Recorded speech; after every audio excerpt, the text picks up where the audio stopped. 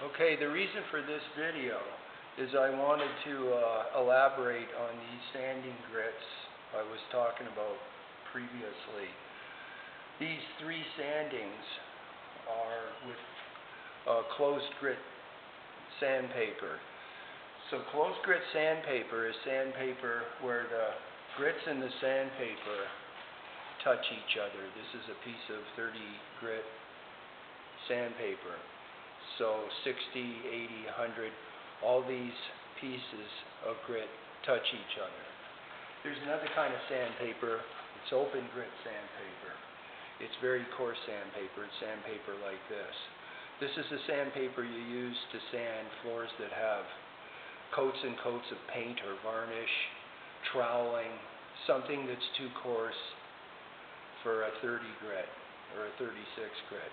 This is a 16 grit. So open grit sandpaper are all numbers below 30. 24, usually 20. This is a 16 grit, and there's also 12 grit. 12 grit's 25% coarser than this. So if you sand a floor with paper like this, it doesn't count as one of the three sandings.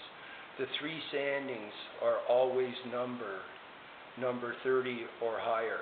So if you sand a floor with, say, a 24 grit, which is an open grit sandpaper, then you have to take 3 closed grit papers or higher to finish the job. This doesn't count as one of the sandings. This is just scraping paper. So it's really important that if you sand a floor with an open grit sandpaper, you still have 3 more grits to go. I wanted to mention a couple things about the sanding equipment.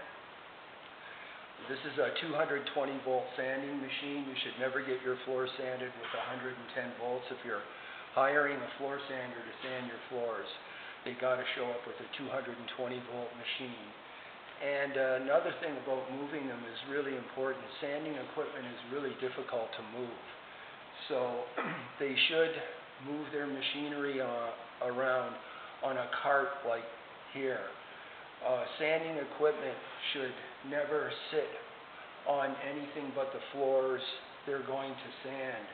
If you wheel one of these platforms on one of these machines up a driveway and get little stones on the side wheels, on the wheels here, or the truck wheel at the back, if you get anything on those wheels, it'll affect the performance of the machine. If you get a little stone or a cinder on it, every time the stone comes around, it can make a dent in the sanding operation. So that's why floor sanding equipment should always be moved around on a cart like this. The machine should only be on the floor you're going to sand. So what I'm going to do here is I'm going to start up this machine, and I'm going to take a few strokes, and you'll be able to see in real time what I mean about how rough this floor is, because the drum will cut off the highest parts of the floor first, and that revelation is the old finish is still on until I make a return trip and pull it off. So you'll be able to see how rough this floor actually is.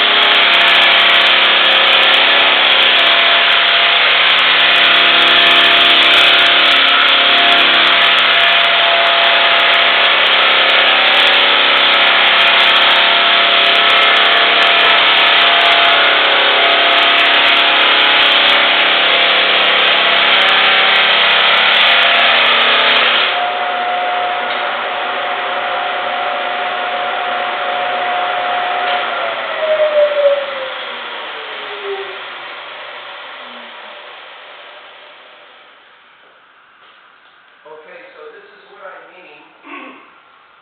You can see where the drum is slamming through this part of the board, but it hasn't hit this yet. That means this is higher than this, and this is higher than this. Same as here. The drum's been slamming through here, but it hasn't taken this out. Here, this is a little bit higher than this and this. The drum hasn't even hit this yet. So that's how uneven this floor is. It's higher here, it's higher here. It's because the boards are also tipped. They're not in flat. So there's a variation from one board to the other in height, and the boards are actually bent where they've been installed. So that's why it's really important to sand these floors with really good sanding equipment, good leveling equipment. Even